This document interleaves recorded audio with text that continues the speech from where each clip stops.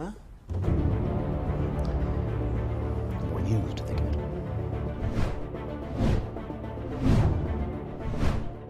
Pada kesempatan kali ini, kita akan bercerita tentang satu film yang berjudul Trade of Innocence yang rilis pada tahun 2012. Film ini berkisah tentang perdagangan bocil wanita segelan yang marak dilakukan di Kamboja. Bagaimana kisahnya? Yuk langsung saja kita masuk ke alur ceritanya. Di awal film, nampak seorang turis asing yang sedang diantar menuju ke sebuah tempat yang diketahui menjadi lokalisasi. Namun tidak seperti lokalisasi pada umumnya, tempat tersebut ternyata hanya menyediakan bocil perempuan saja. Ya, kalian tahulah. Karena hal itulah, maka tak mengherankan jika setiap transaksi dilakukan secara sembunyi-sembunyi. Kondisi itu juga yang membuat setiap bocil perempuan dihargai cukup mahal.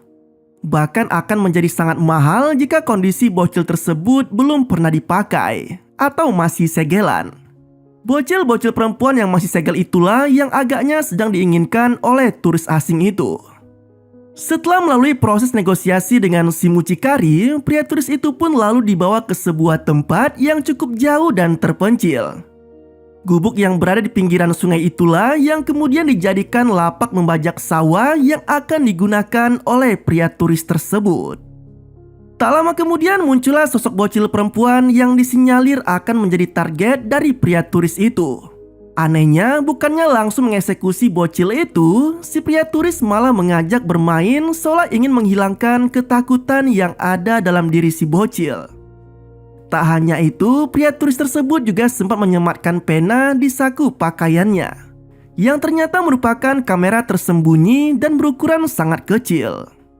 Diketahui bahwa pria turis asing tadi bernama Alex, dan ia tengah melakukan investigasi terhadap maraknya kasus prostitusi yang terjadi di Kamboja.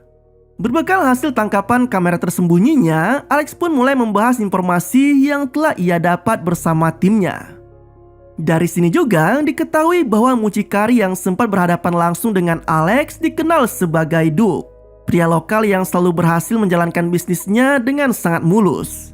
Bahkan Duke juga dicurigai memiliki jaringan yang luas yang membuatnya begitu licin sehingga sulit digerebek. Di hari yang berbeda, Alex terlihat mengunjungi salah satu kantor polisi yang ada di sana. Ia pun bertemu dengan pimpinan di kantor tersebut yang bernama Kapten Pak Kadey.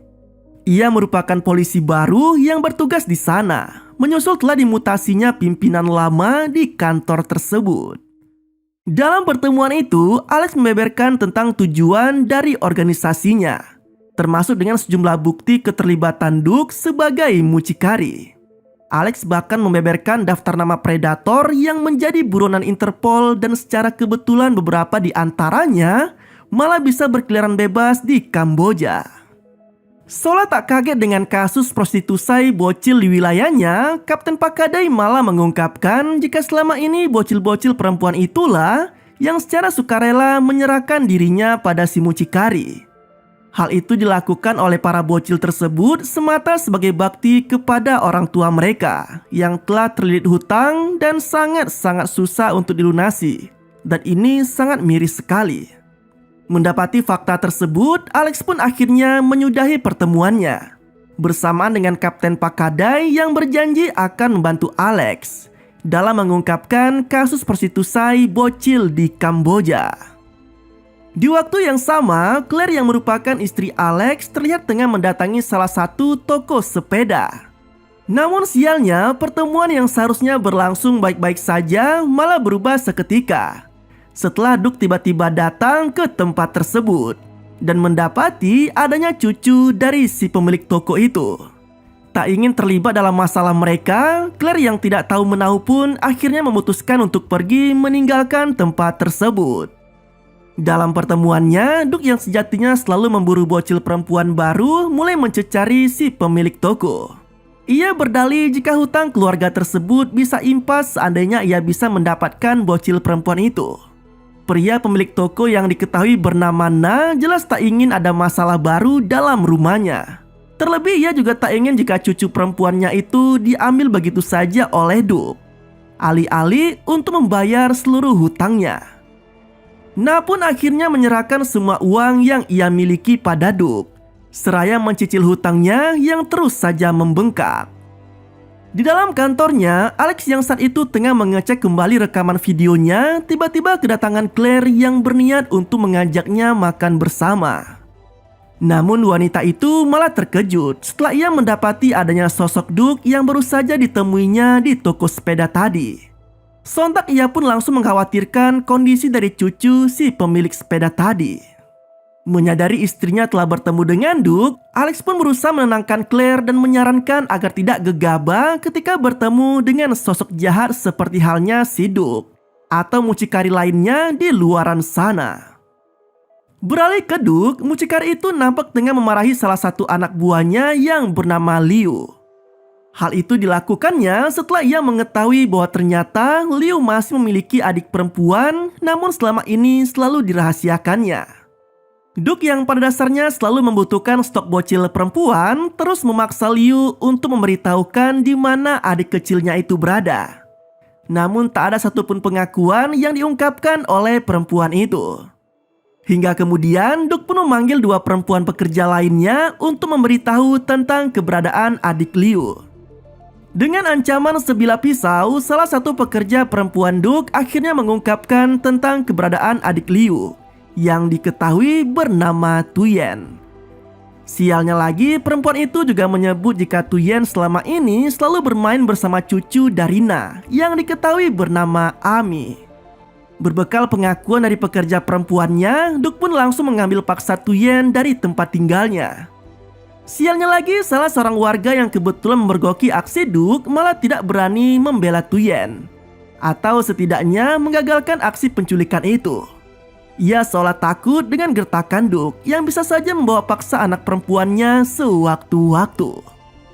Kemudian di sebuah bar, Alex yang saat itu tengah bersama salah satu anggota timnya yang bernama Tan Lee tanpa sengaja malah mendapati seorang turis pria yang tak asing bagi Alex. Diketahui bahwa ternyata pria turis itu merupakan sosok pria hidung belang yang kebetulan sempat terlihat di tempat Duke ketika Alex melakukan investigasinya. Tak ingin kehilangan momen tersebut, Alex pun lalu diam-diam mengambil foto pria turis itu yang kebetulan sedang bersama Tuyen. Namun sial bagi Alex, ia yang ingin menggali informasi lebih jauh tentang sosok pria turis itu malah harus kehilangan sosok tersebut setelah pria tadi pergi bersama Tuyen ke kerumunan pasar. Alhasil ia pun harus pulang dengan kekesalan. Berbeda dengan Tan Lee, ia yang seharusnya pulang setelah pertemuannya dengan Alex malah harus bernasib sial. Karena ternyata ia dihadang oleh sekelompok penjahat bermotor yang merupakan orang suruhan Duke. Berbekal semua bukti dan hasil investigasinya, Alex bersama timnya dan kepolisian di sana pun akhirnya melakukan penggerebekan di rumah bordil milik Duke.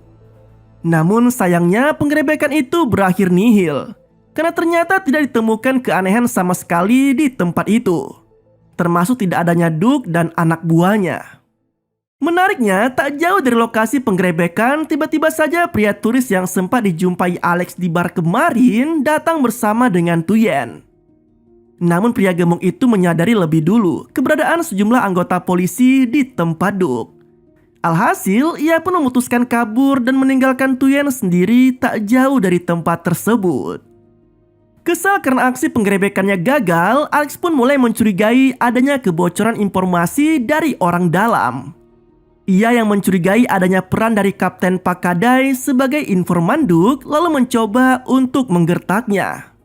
Alex menyebut bahwa pihaknya telah membuat MOU dengan pemerintah Kamboja agar bisa memecat oknum polisi atau siapapun yang kedapatan bersekongkol dengan para penjahat. Tak lama kemudian, salah satu informan Alex pun datang dengan membawa kabar tentang Tan Lee di mana pria itu saat ini tengah dirawat di rumah sakit, menyusul insiden pengeroyokan yang dilakukan oleh anak buah Duke tempo hari. Mendengar kabar tersebut, Alex dan Kapten Pakadai pun bergegas mengunjungi Tan Lee. Dalam perjalanan mereka, Kapten Pakadai akhirnya mengetahui tentang perbuatannya yang telah menjadi informan bagi Duke. Ia bahkan sampai mengajak beberapa anak buahnya untuk turut ikut bekerja dengan mucikari itu. Sementara itu di tempat lain, pria turis yang sempat membawa Tuyen akhirnya menghubungi Duke dan mengaku sangat ketakutan karena penggerebekan yang sempat dilakukan polisi di rumah bordil tadi. Pria yang diketahui bernama Malcolm merasa telah dirugikan karena Duke tidak bisa menjamin keamanannya saat sedang bersama Tuyen.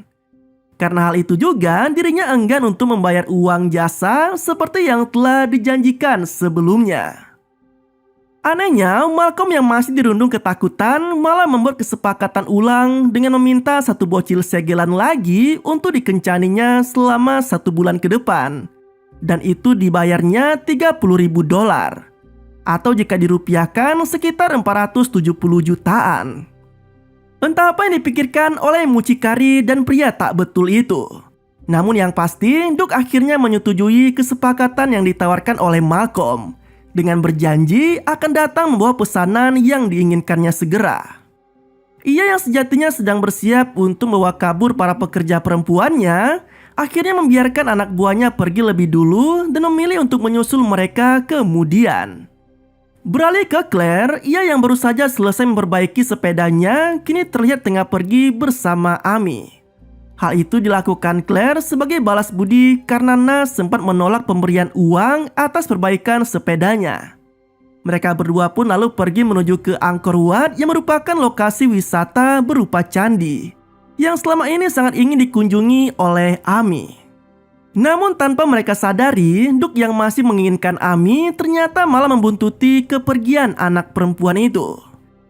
Setibanya di Angkor Wat, Claire dan Amy lalu menuju ke salah satu candi tertinggi yang ada di sana. Namun seketika perhatian Claire langsung tertuju pada Duke yang ternyata sudah berada di bawah candi. Mendapati sosok yang sangat bangke itu, Claire yang ketakutan pun lalu menelpon Alex dan memberitahukan posisinya serta temuannya pada sosok Duke. Menyadari akan adanya bahaya yang mengancam istrinya, Alex lalu bergegas menuju ke lokasi Claire dan Amy berada. Tak lama berselang, Duke yang mengetahui keberadaan Claire lalu menghampirinya dan langsung menodongkan pistolnya ke arah wanita itu. Bukannya takut, Claire malah justru menantang Duke untuk menembaknya. Ia berdalih bahwa suara tembakan akan menarik perhatian semua pengunjung di lokasi itu. Duke yang semakin memuncak akhirnya menyerang wanita itu dengan sejumlah pukulan dan tendangan. Namun aksi itu tak berlangsung lama, karena kemudian Alex pun tiba di tempat tersebut. Aksi baku hantam pun terjadi antara Alex dan Duke. Duke yang kalah ukuran jelas dengan mudah dapat dilawan oleh Alex. Bahkan mucikari itu sempat terlempar ke jendela namun berhasil digapai oleh Alex.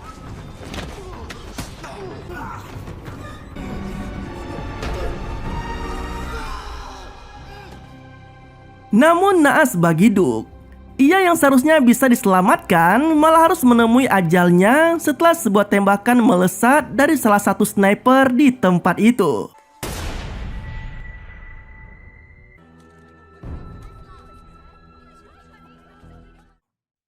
Nah, di akhir film terlihat Alex, Claire, Na, dan Amy yang sedang mengunjungi makam dari Liu. Nampak raut wajah kesedihan dirasakan betul oleh Tuyen yang merupakan adik dari mendiang Liu. Anak perempuan itu pun kemudian beranjak pergi meninggalkan lokasi makam bersama dengan Alex dan Claire.